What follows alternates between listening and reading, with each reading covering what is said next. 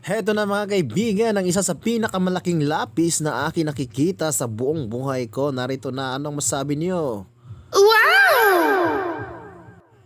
Wow na wow talaga mga kaibigan dahil ngayon ang unang araw ng pasukan at ako naman ang aga ko talagang pumunta ng school. Trip ko, hindi, schedule ko talaga, dapat 5 a.m. dapat nandun ako. Ayan, flag ceremony na mga kaibigan, nakikita nyo, nagsasayaw na ang aming mga anakens. Ang saya-saya nila, excited silang makita ang kanilang mga mag-aral.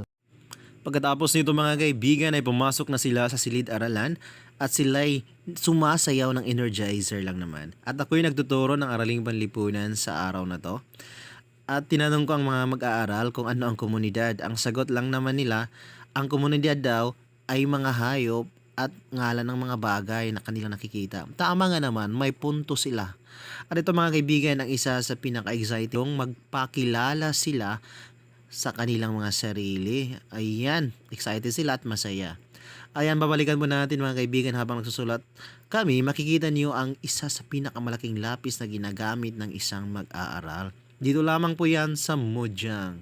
Ayan, tapos na po ang ating unang araw serye. Ako'y umuwi ng pagod pero gwapo pa rin. Hanggang sunod mga kaibigan. Bye-bye!